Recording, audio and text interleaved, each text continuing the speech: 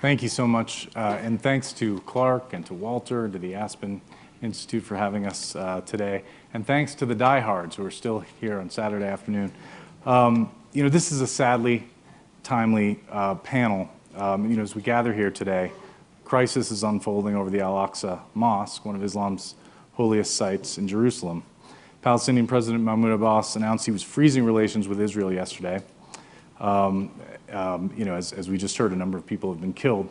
At issue is a shooting rampage and a response by the Israelis to install metal detectors at the holy site. And I'm going to let our panel fill us in on the details and to talk about the implications, and also to get on to the main topic of our panel, which is, is the two-state solution dead? To break down this extraordinarily complex issue, I'm pleased to introduce my distinguished panel. To my right is Ned Walker, former ambassador to Israel and many other places. Natan Sachs, director of the Center for Middle East Policy at the Brookings Institution. Aaron David Miller, vice president for New Initiatives and distinguished scholar at the Woodrow Wilson International Center for Scholars. And Hussam Zomlot, strategic affairs advisor to the president of the state of Palestine. Hussam, can we begin with you, and can you try to explain to us what is happening right now with the mosque? Why are we seeing this violence? And then we'll throw it to the rest of the panel to talk about the implications. Can you allow me, Ken, before we go into that tragedy and sadness, to thank Clark and the Aspen Institute for this great opportunity of being part of this discussion and meeting almost everybody I needed to meet for 2 years, but only in two days. Thank you, Clark. And everybody, I have been newly appointed as the head of the PLO delegation to the US, so I needed all that time to meet all of you. So now you are all in one room. And thank you also for bringing me to this beautiful city of Aspen. As I was flying from Denver to Aspen, I sat next to a nice old lady in her 90s. I saw her drinking a huge, bottle of something looked like a beer. Huge one. I looked at her and I said, "You're having a good time." She looked at me and said, "You young man, no, I'm just having liquid. Prepare yourself for the altitude." I looked at her and I said, "What altitude? I live in Ramallah. It's like 800 meters high." She said, "Wait until you get there." I have to say, I remember her yesterday and today. But nonetheless, going back to your question, it is, I was reading an Israeli op-ed writer, Shimi Shalev, this morning, and actually his article captured my feeling, my personal feeling. He was talking about sleep paralysis, which is when you are sleeping and you are about to witness a nightmare. You think you're awake, full awake, and you start shouting as you are dreaming. And you wanted this to stop, you know where you're going. And this is exactly the feeling we're having at this point in time. Tempering with the Al-Aqsa Mosque, with that situation, is exactly the nightmare we should have avoided. Nonetheless, what happened only last week. There was a very unfortunate, condemned killing. 3 Israeli Arab citizens killed 2 Israeli Arab citizens in Jerusalem outside the mosque. President Abbas immediately condemned, called Netanyahu, and there was an agreement that the status quo will be maintained. The mosque was closed for the first time since 1967 for 48 hours, sorry. And then electronic gates were installed on the gates of the mosque. Now, the gates were installed against the advice of the Israeli security forces, against the advice of Jordan, and Jordan was engaging the Israelis, telling them, you must respect and restore the status quo, and Jordan is the custodian of the holy sites in Jerusalem, against the advice of the US, and you have heard the US State Department stating, and the White House clearly, that the status quo must be maintained. Unfortunately, Netanyahu insisted on the decision, and then boom, what we have now is confrontations, because they have touched upon the very unnerved tooth of the Palestinian people, which is their, their identity and their heritage and their connection to the holy sites and to Jerusalem. Yesterday, it was very unfortunate and sad, as was just said. 3 Israelis lost their lives, and 7 Palestinians lost their lives regrettably. And the situation is escalating. The Palestinian leadership met last night. President Abbas announced the suspension of all ties. This is with Israel. This is the first time since 2005 that such suspension happens because of the gravity of the situation. And I think the main message by President Abbas and the leadership is that coordination between us and Israel is always done in good faith for a political horizon. not in bad faith to timber with the status quo. And we should not take this for granted, and we should always coordinate and cooperate and keep contact under a political horizon and the political context. Can I just drill down on one thing, though? Because, sometimes we get numb to the violence and to these stories, and we don't fully understand them. This is a very serious situation, as you guys all explained to me. Ned, can you talk about why the status quo is so important and why this seemingly benign step of installing metal detectors has caused such a problem? Well, we've had the status quo for quite some time, and there have been only a couple of occasions when it's broken down, usually by the act of an individual, whether he was subsequently determined to be insane with the Al-Aqsa fire, or the case where a person opened fire with automatic weapons. In each case, obviously the reaction was very severe, but it was tamped down by virtue of the responsibility of the governments and so on involved. Now, there has always been this basic problem of status quo. The basic status quo was an agreement reached years ago in which Israeli, or the Waqf, the Islamic Waqf, would be the administrator of the site, and the Israelis would have security control. Just to be clear, this is one of the holiest sites of Islam, right? That is correct. That's why the status quo, that phrase, what does that mean? Well, the status quo means that you will keep the fact that the Islamic Waqf will manage the holy sites for the benefit of everybody. It'll be open. The agreement with Diane was that Jews would be allowed to pray in the holy sites, but not, they're allowed to visit as tourists, but not to pray. And this agreement had no clear element of security, except the Israelis are there, and they're the ones that have the security capability, and that's been understood. The problem that we're reaching out right now is the fear that that status quo will be changed. And the idea is that as much as it seems silly to a lot of us to put, since we go through them all the time, these magnetometers on the entrance to it, some of the Palestinians are inclined to believe the worst intentions, and that indeed this is just the first step. And the next thing you know, there's going to be a check on individuals coming in, who's here and who's so. And so we have always been able to manage this with our own help and with others' help by sticking strictly with the status quo. This changed the status quo. And Natan, and then Aaron, why did Netanyahu do what he did, and what are the implications? Well, I'm a Jerusalemite myself, and I have to say there's sort of 2 points I take away from it. The first is that reason and rationality seem to always stop at the entrance to my hometown. If it sounds absurd to you that security measures like metal detectors in the entrance to a very volatile site right after a deadly attack, that would spark opposition, if that sounds absurd to you, it's because it's absurd. The problem is that we see this in Jerusalem time again. So for example, status quo in Jerusalem, it's not just Jews and Muslims, by the way. If you look at the Church of the Holy Sepulchre, if you go in, look up to the right, there's a ladder there that's been there since the 18th century. It cannot be moved because of a status quo between the different churches of Christianity and who exactly has the right to control that little ledge on which that ladder sits. This is Jerusalem. It's the beauty, but it's also the terror of it. But it's not just irrationality. It's also responsibility, the political responsibility that comes from that. And so when, for example, tempers flare over these things, the question is, what do political leaders do over this? For years, people have been motivated around Haram al-Sharif, the area in which Al-Aqsa Mosque sits, known in Hebrew as Temple Mount or Har Bayt.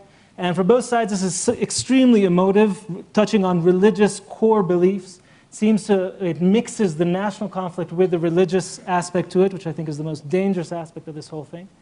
And there's also a lot of people who make enormous political mileage off of it. The second Intifada, the bloodiest time of the last few decades, was called the Al-Aqsa Intifada by the Palestinian leadership, in part using this. This decision by Netanyahu also has a lot to do with domestic Israeli politics. As Hussam said, it was against the advice of at least several of the Israeli security forces, not the police, and they decided to go with it anyway, in part because appearing to be weak and not going for metal detectors, when security is the Israeli responsibility, that would seem absurd. And so we have this very dangerous powder keg. It's sort of the powder keg of all powder kegs, usually the example that's given in international relations. But the response to that, to my mind, is not to throw one's hands up, but to take serious political responsibility. That means not using it for political purposes, and that's true not just of Israelis and Palestinians, but of many in the region who have used this opportunity. Mahmoud Abbas is not one of them, actually. He was the one who immediately condemned this attack. Very few others in the region did. And there was actually an attack. That is how this whole thing started. It's worth remembering. And to calm the situation down. I think, I suspect, I hope that the decision on the metal detectors will be reversed. But it's worth remembering, even if it's reversed and something else is done, in any constellation, in any point of view, even if Israel is an occupier in this territory, security is its responsibility. It is the responsibility of an occupying force. Of course, Israel does not consider itself an occupier. Well, I got to let Aaron jump in here and tell me about what are the implications, where is this going, and how is this a microcosm for the entire subject of our program? Right, first let me say it's an honor to be at Aspen and to be sitting here with Natan, with Ned, Ken with you, and Wissam with you too. Sitting between Israelis and Palestinians, which I haven't done in quite some time, at least in a practical sense, reminds me of the old days, and it's a transition basically to the nature of the problem. This won't be the first time that proximity, passion, and politics, which are the three Ps, the three key ingredients which create combustion in one of the most fraught and sensitive components of the Israeli-Palestinian problem. We saw this in 1990. We saw it again, sadly, at the end of September, a month or so after Camp David, with Ariel Sharon's visit to Haram HaSharif, Temple Mount. And we're going to see it again. And the real question, it seems to me, is when you talk about status quo, you're not talking about status quo just on the Mount.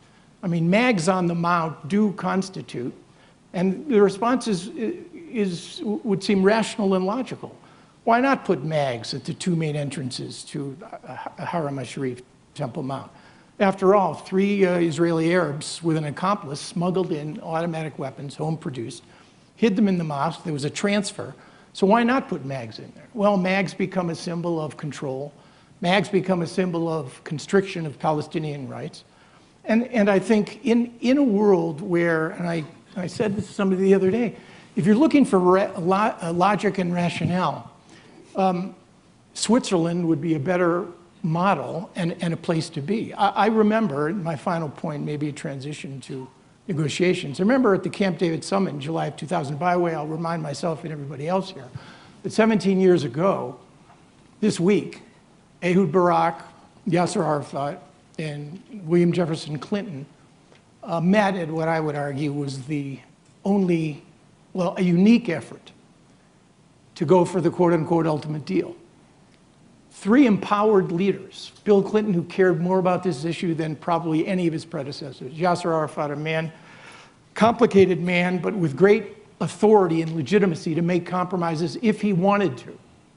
And an Israeli prime minister who was clearly risk-ready and interested in an ultimate deal, although unwilling to close it, it would seem to me. The 8th day of that summit, discussion turned to Jerusalem. I raise this only because to demonstrate the whole issue of rationality and logic when it comes to competing Israeli and Palestinian and Muslim and Jewish claims to Haram HaSharif, Temple Mount, Har HaBayit, Haram HaSharif. It is overlapping sacred space. Overlapping sacred space in a tiny area. Below lies the remains of both of the Jewish temples. Above lies not two mosques, the Dome of the Rock and Al-Aqsa, sacred, with tremendous residence to Muslims. Billions of individuals, including Jews and in other parts of the city, Christians, will never set foot in Jerusalem. And yet it's an evocative symbol. We tried on that 8th day to offer any number of fixes to Mr. Barak and Mr. Arafat. We tried sovereignty above ground. Let the Palestinians control the mosques. Sovereignty below ground to the Israelis. No excavation, no digging. Jews are forbidden to set foot on the Temple Mount lest they tread on the Holy of Holies. And since no one knows precisely where that is, you build a wall around the law to ensure that nobody violates it. Okay, Aaron, let's. And as a consequence, my only point is Jerusalem represents why the status quo is so fraught, and it also represents why it's so fundamentally difficult to try and change. And now that we've established that, let's talk about a hopeful sign. Last week, Israel and the Palestinian Authority announced an agreement that will provide millions of cubic meters of drinking water to the Palestinians from a desalinization process. I guess you guys tell me this deal has been in the works for some time, but it was finalized by Donald Trump's envoy, Jason Greenblatt, who hailed it as a harbinger of things to come. So, Hassam, who is Jason Greenblatt, and what is the Trump administration doing right now to try to make peace? And be very careful. And be what? Very careful with what you say. Before I answer your question, because it's crucial that we do not depict the situation purely from the security prism. This is not just the story of some electronic gates after a security incident. This has historic background.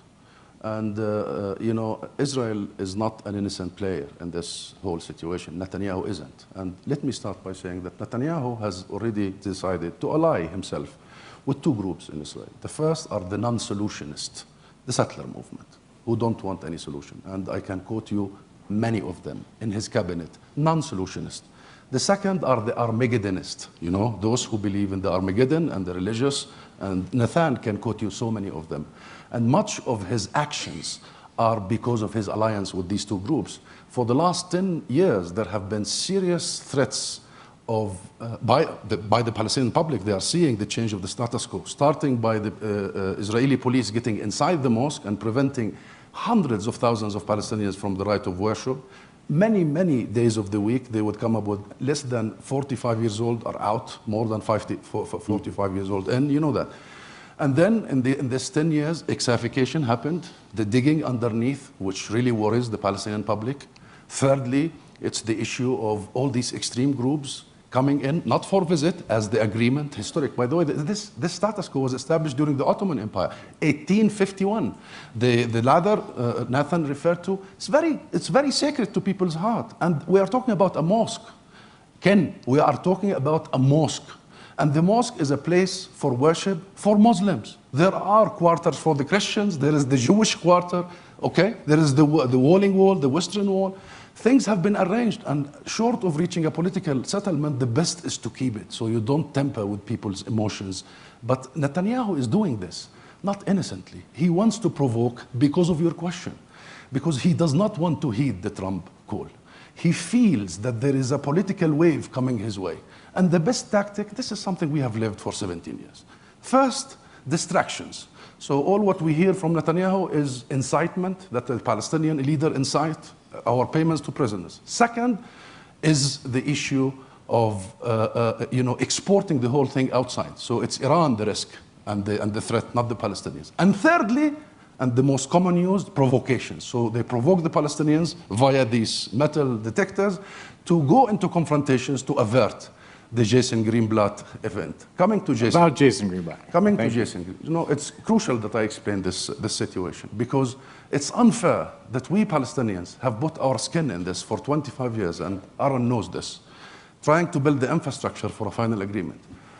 Anyway, President Trump calls my president in March this year. I was standing next by the president. At that time, I was his advisor before I was sent to the US. President Trump asked my president, he said, are you in for a deal? And my president immediately responded, I am, and I have everything ready for a deal. I have a vision. The vision is fully supported by the Arab region, the Arab Peace Initiative. Israeli flag will fly in 57 countries should this vision be implemented.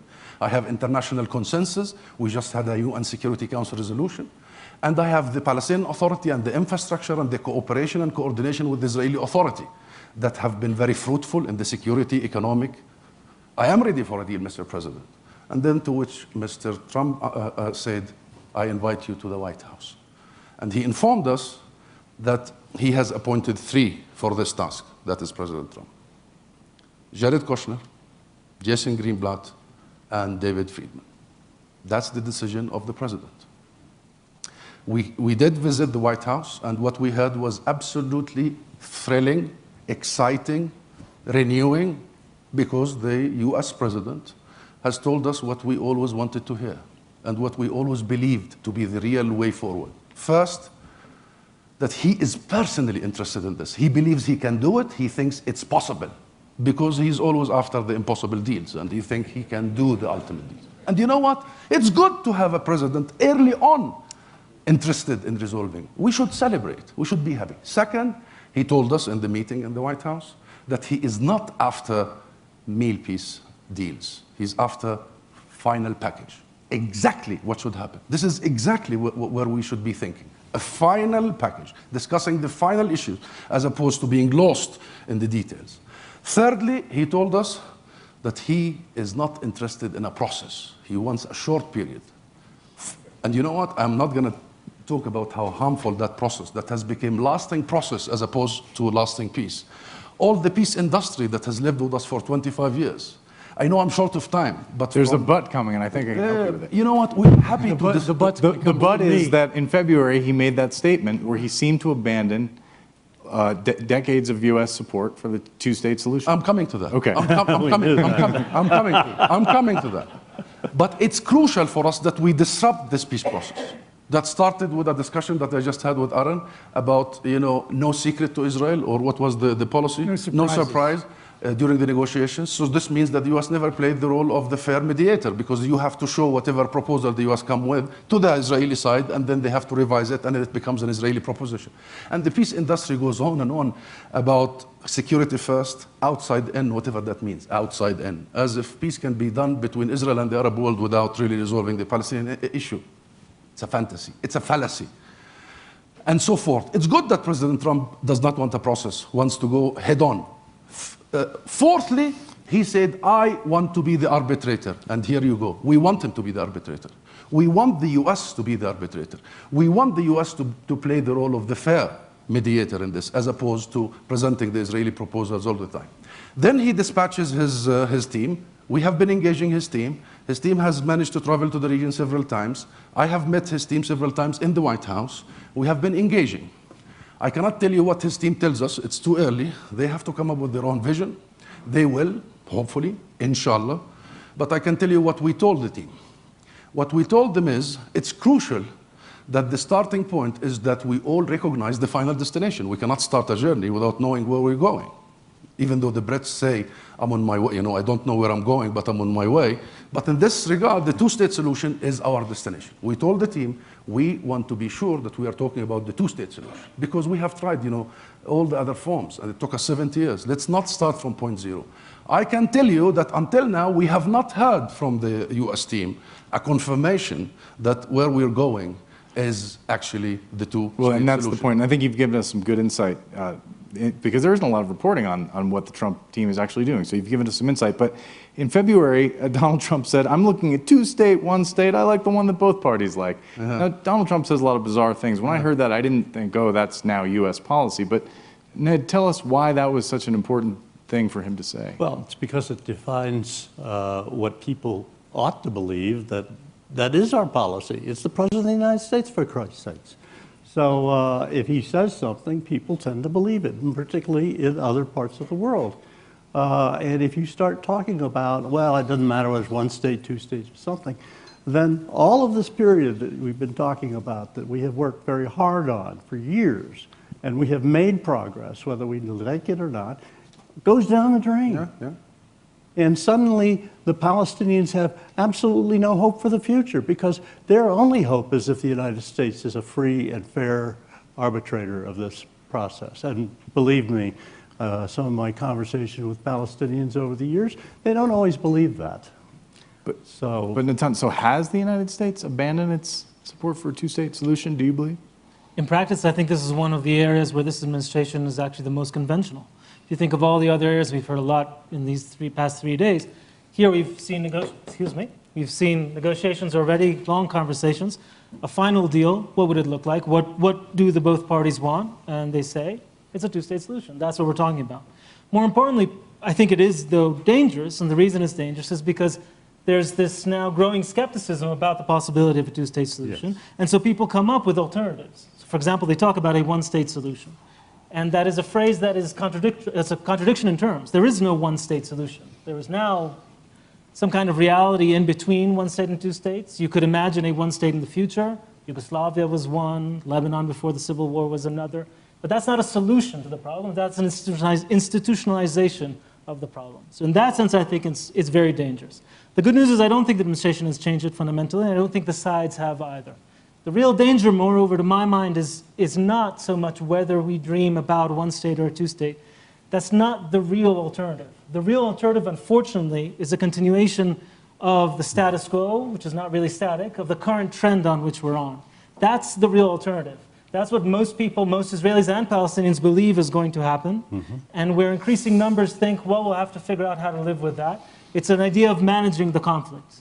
There is some wisdom to it in the sense that you have to be smart about how you manage a conflict that's not going to be solved anytime soon. And I pray that I am wrong, but I don't think it's going to be solved very soon. But the danger is that you cannot manage reality often. Reality will often manage you. And I think this week in Jerusalem just shows it. We have something as delicate as the status quo in Jerusalem for what I think is fundamentally absurd reasons, and yet has to be held on to. So in short, I don't think the policy has changed, but I think it is a very dangerous signal as if there are genuine, viable alternatives. Aaron, we don't have an Israeli hardliner on the panel, but there are plenty of people who believe that the two-state solution is dead. I found a column by Zev Shafetz, who wrote on the occasion of the 50th anniversary of the Six-Day War, that the two options are a state minus or status quo. And you know, whether you can argue about the morality of this, but just strategically, he's saying the Six-Day War is over, the Israelis won, the Palestinians have to deal with it. What's wrong with that? Well, I was told this in the mid-'80s by Meron Ben-Venisti that it was 5 minutes to midnight and the game was up. You know, since leaving government in 2003, my analysis has been, and Elise Labed knows this, my words here are annoyingly negative. Annoyingly negative not because of any ideology or politics. I worked for Republicans and Democrats, and I voted for both of them as well. To me, the dividing line for an effective American foreign policy isn't between liberal, conservative, left or right, or Republican and Democrat. It's between dumb on one hand and smart on the other. And the only thing that matters is which side of the line do you want America to be on, the smart side or the dumb side. If you want America to be on the smart side, then you start with a cruel and unforgiving look at reality. You want a two-state solution? You give me three things. I'll give you a two-state solution, or at least the chance of getting one. Number one, leaders who are masters of their political houses, not prisoners of their constituencies and their ideologies. You do not have that today. You have leaders presiding over fundamentally divided polities. The Palestinian national movement literally looks like Noah's Ark. There are two of everything. Two constitutions, two sets of security services, two statelets, two visions of where Palestine is supposed to be and what it should be. You give me ownership, that Israelis and Palestinians care more about this issue than we do. I don't know who said that in the history of the world nobody ever washed a rental car, but it's profound philosophy. You don't wash rental cars because you care only about what you own, and there is insufficient ownership right now on the part of Mr. Abbas and Mr. Netanyahu. And finally, you give me an American administration that has the will and the skill and the commitment to actually look at this as an important American national interest. You do not have that either. I met Mr. Kushner for the first time, last point, a couple of months ago, and I said to him, I said, forgive me for saying this, but I wish my father-in-law had as much confidence in me as your father-in-law appears to have in you. because he's given you mission impossible. And we agreed it was hard, and we basically left it at that. This is not an easy deal. It involves solving the 6 core issues: border security, Jerusalem refugees, end of all claims, and recognition of Israel as the nation state of the Jews, the opposite of what the Palestinians want with respect to the refugee issue. You want a conflict-ending agreement? Then you need Israelis and Palestinians, two leaders, to stand before their respective polities and say the following: we may not have peace, it'll take a while, but on these 6 core issues, it's over. No more irredenta, no more claims to be adjudicated. It's over. And I'm sorry, what strikes me more than anything else is not the abandonment of hope. but the abandonment of illusions. And we need to start looking at the world the way it is before we get around to trying to making it the way we want it to be. Hassan, I want to get you to respond to something that Aaron said and also ask you about the situation with the Palestinians. NPR reported this week that your government has cut back on money, provisions, and electricity to Gaza in order to pressure Hamas to relinquish power, and that has really made life tough for the people in Gaza. Why are you doing that? What's the end game there? Yes, before that, I'm very tempted about what Aaron just said. It's very crucial because it's at the heart of this whole issue. Can the two sides sort it on their own, or they need a third party? And you know what? Israel-Palestine has been made the exception for all these years. We are the only exception to the rule because every other conflict, historically, has only been solved via the intervention of a third party. Because by definition, conflicts are asymmetric. So if they are capable to resolve it, there would not have been a conflict in the first place. And I can name you so many, from North Ireland to East Timor to South Africa to everywhere. To the US role in resolving the Egyptian-Israeli and the Camp David I agreement. And we are always made the exception in every sphere. So if we, the Palestinians, go to the UN, we are not supposed to use the UN for that reason. It becomes diplomatic terrorism. By the way, this is an Israeli term for our UN work. If we attempt to use international legal system, we are the exception. Only the two sides can resolve it. i.e., leave the wolf with the lamb and they will solve it. There are no lambs left in the lamb. Nothing left. And there are the following three possibilities ahead of us. Let us be clear, Aaron. The first is a real fair mediator. That is Mr. Trump. The first is a third party that come and say, here it is, that gives pain, equal pain to the two sides and equal pleasure to the two sides. The second option is our non-violence resistance. Because the real problem there is that there is no cost associated to all the situation. The Israeli society in Tel Aviv has no sense of crisis. And we, the one you complain about, Aaron, are the last remaining secular, liberal movement in the entire region. And we propagate nonviolence, and I think we have been so successful recently in that. It has been a long journey. The last, if we fail to get Washington to intervene, we have to allow New York to intervene. If bilateralism does not work, trilateralism, US, Israel, Palestine does not work, then perhaps it's about time that we give a chance to the multilateral track. You know, multilateralism did work everywhere else. Let's give New York a chance, the UN a chance. And we just had a UN Security Council resolution. And there is a last, but most important to my heart, aspect of this, the bilateral relationship between Palestine and the US. That has to be taken out of the context of this trilateral relationship, US, Palestine, Israel, and the peacemaking. We stand on our own, and you have to make up your mind, America. Are we your partners? Are we the partners you want to deal with? And all what we hear about in the Congress, you know, there are all these acts against the Palestinian Authority now. Who are we exactly? I'll give you one line and then I'll end here. In the last 2 days, I've met the leaders of the US, you know, political and security establishments and the Congress. And many of them told me, you know, Director Pompeo joked with me and he said, I should pay taxes in Ramallah because he visits Ramallah so much. Such is the partnership between us. Such is the work that has been done. And sometimes the decision has to be made. If we are the partners, the real partners on the ground and in many spheres, then the US has to make up also its mind. Because I think we have made up our mind in 1988. Final.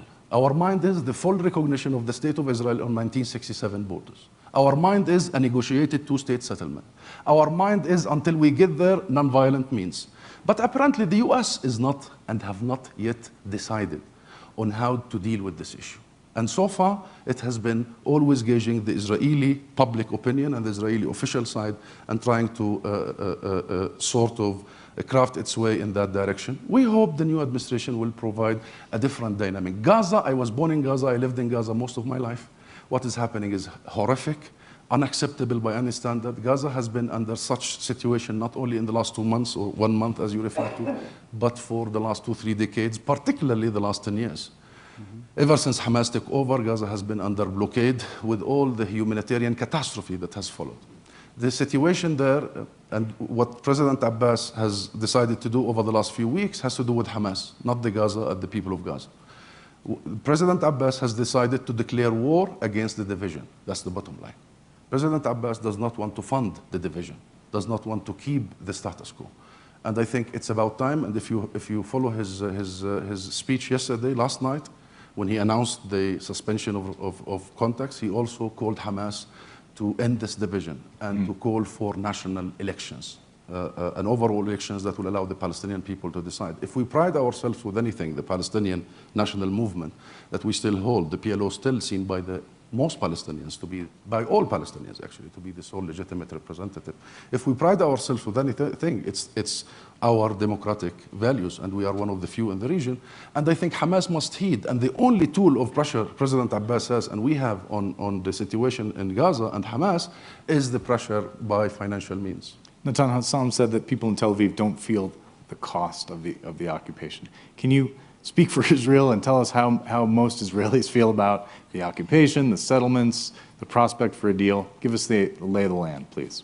Yeah, I think there's a mistake often made, which is we're conflating two different things. They're closely related, but they're not quite the same.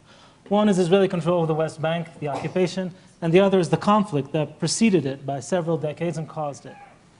Most Israelis are far better off than Palestinians in Gaza, light years ahead, but they're not happy with the situation. The modal Israeli, including the right-winger, the centrist right-winger, is not happy about controlling civilians in the West Bank. This may surprise many. The thing is, most Israelis, by far most Israelis, have been convinced by especially the last 2 decades, that it doesn't matter what they do, they will not reach a peace deal. There have been 6 Israeli prime ministers since the Oslo agreements of 1993. Not just Netanyahu, not just Ariel Sharon. It's also Ehud Barak that Aaron Miller mentioned.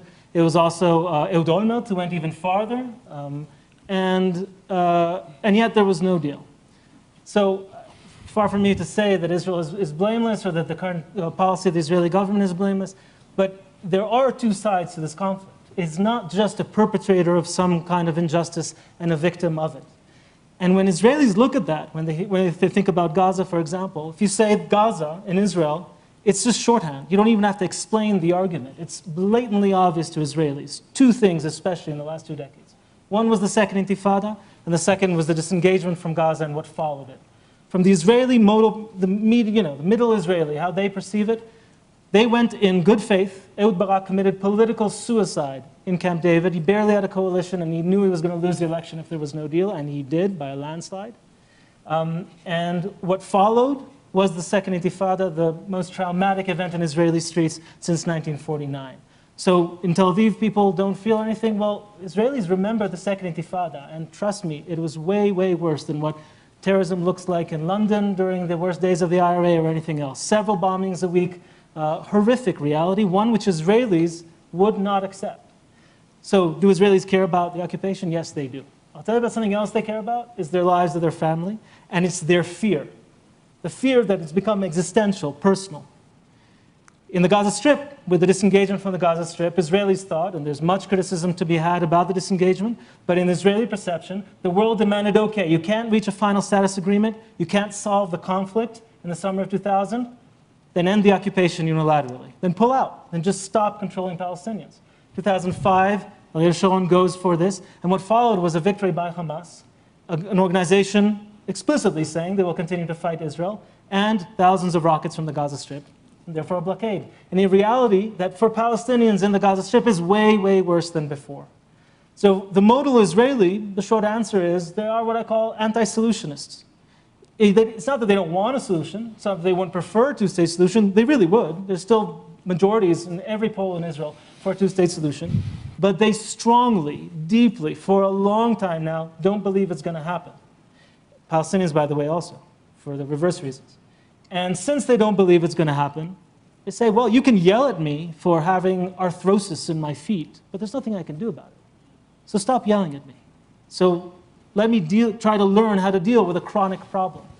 And they think that solutionists, like Americans, who think that everything can be solved with some enterprise and goodwill, and just, gosh darn it, trying hard enough, we can just solve the problem, that they think, many Israelis, that's the naivete. That this is not the Midwest, it's the Middle East. Here, problems are what people enjoy for centuries. It's not what you just solve by bringing people for a week in Maryland or Virginia and solve everything.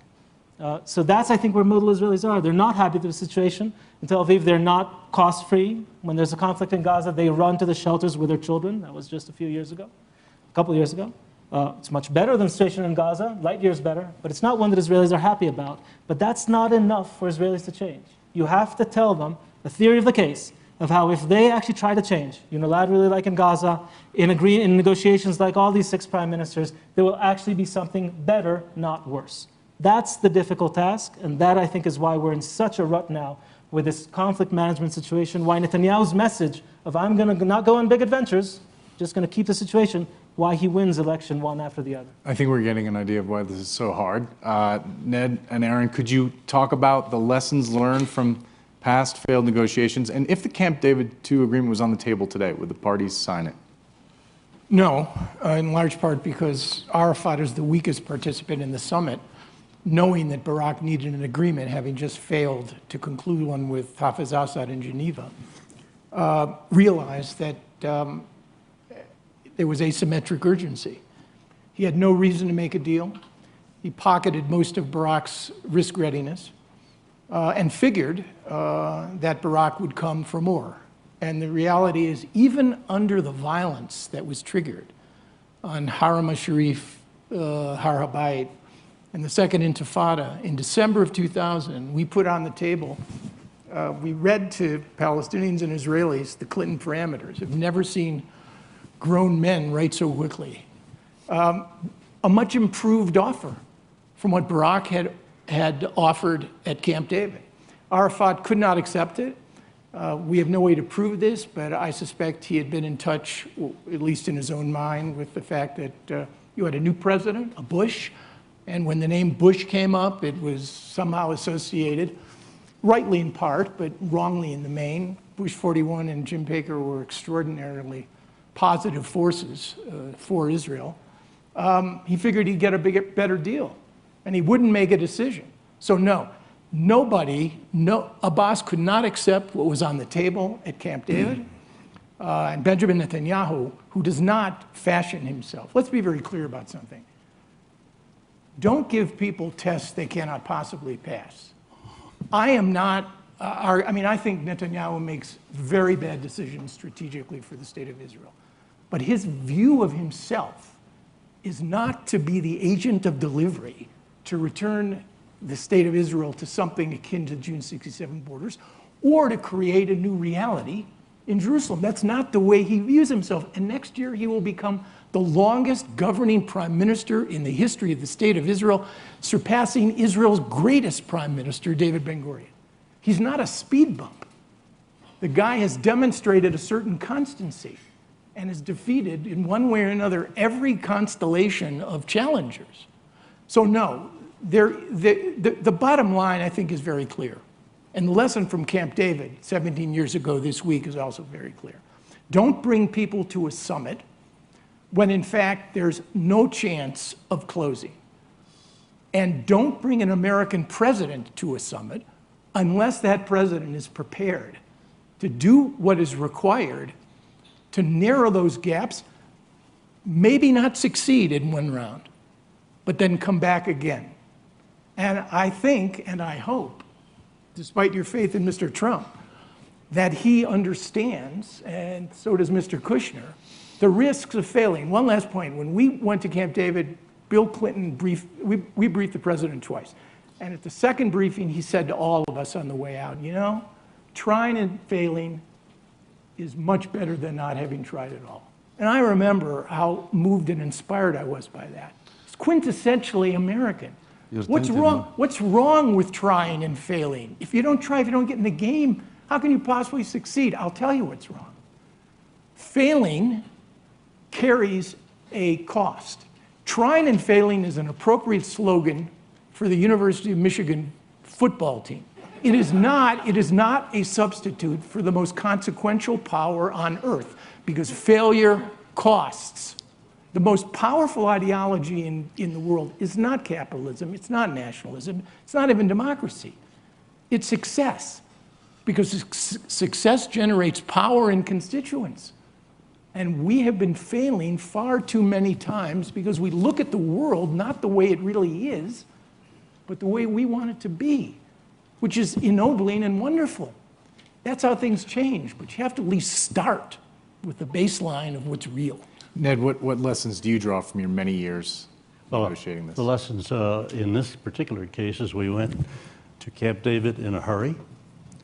We weren't properly prepared for it. We had promised Arafat that he wouldn't be blamed if it failed.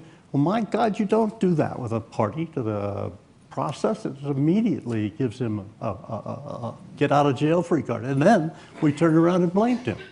So we made a lot of mistakes. There was a lot of pressure because Barack was trying to be reelected.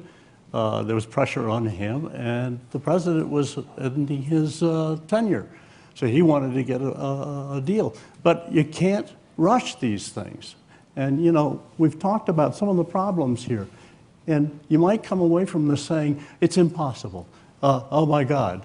That's not true. Look, even with the question of the Al-Aqsa Mosque problem, does that mean, and Abbas is saying he's not going to cooperate with the Israelis anymore, that does not mean that they're not cooperating on security. The security cooperation still goes on. I take that as a very positive signal that this is not the end of the line.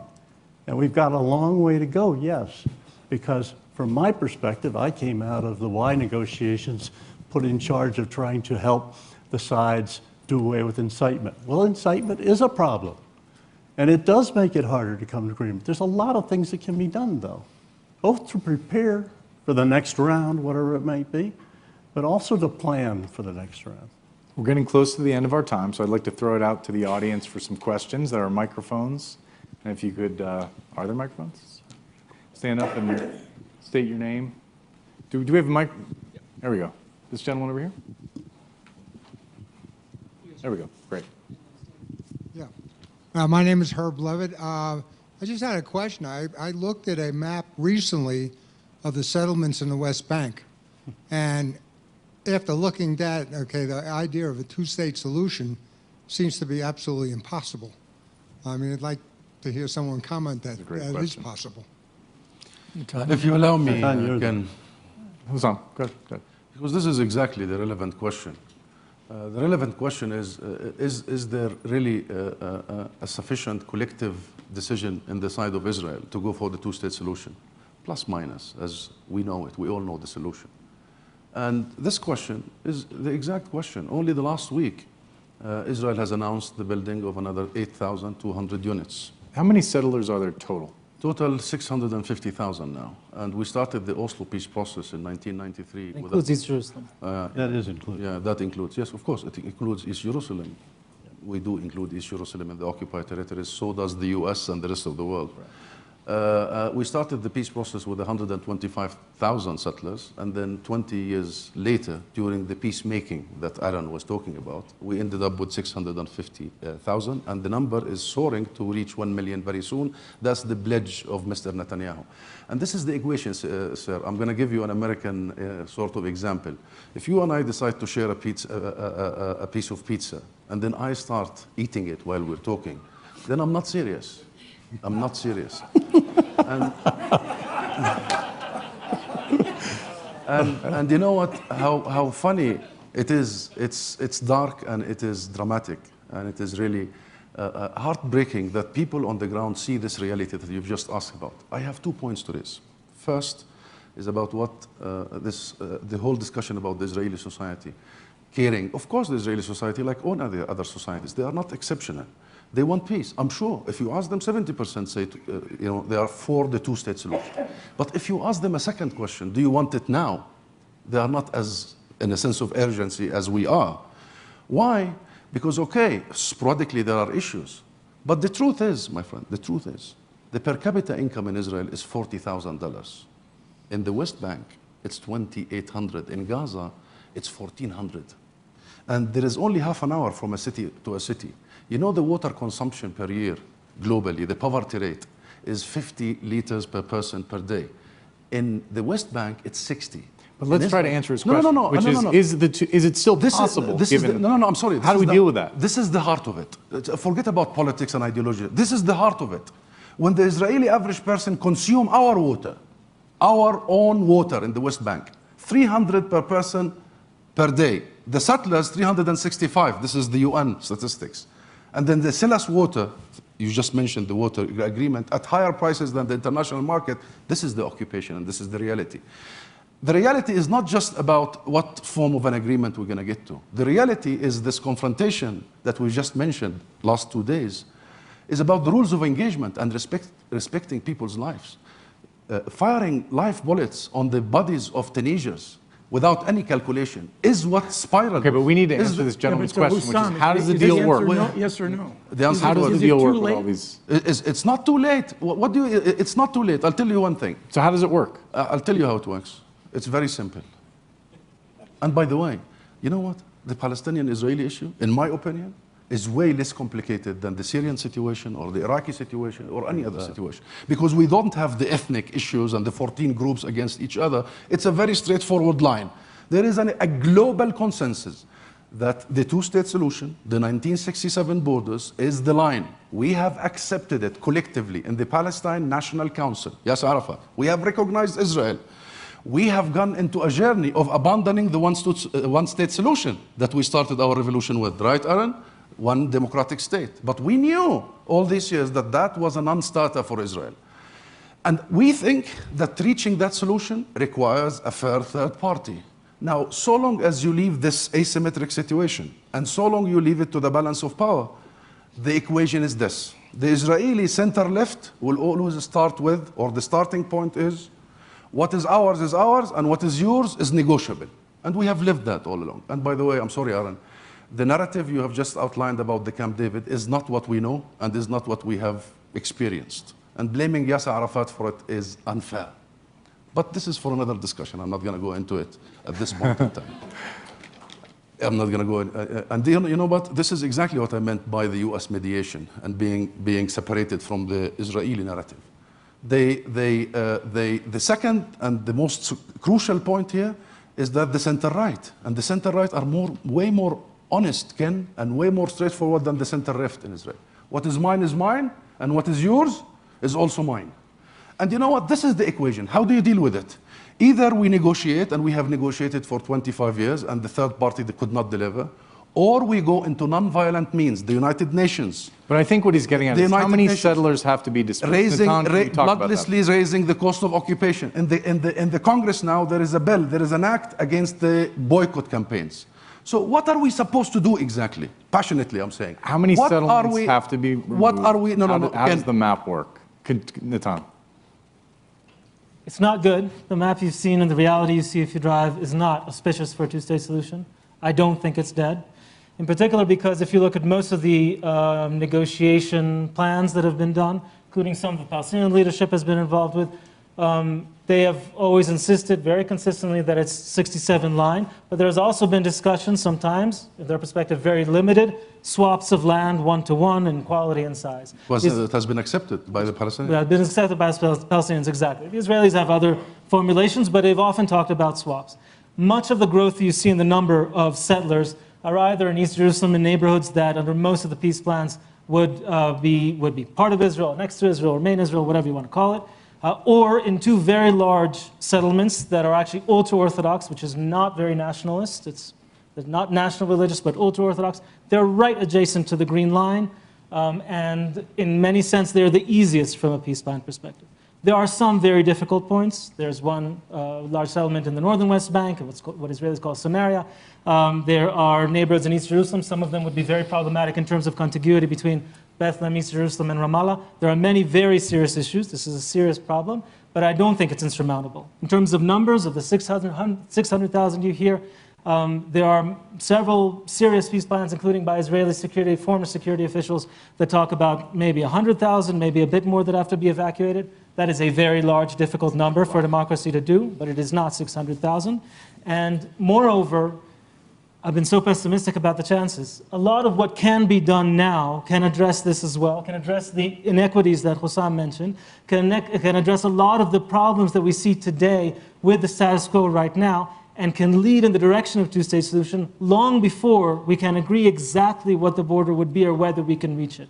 Right now, we're pretending like we're managing the situation, we're talking, but both parties are not doing what is needed to move us in that direction, and that can be done, and I think would also alleviate dramatically the legitimate concerns about the settlement map and growth. Okay, we're almost out of time. Elise Labott.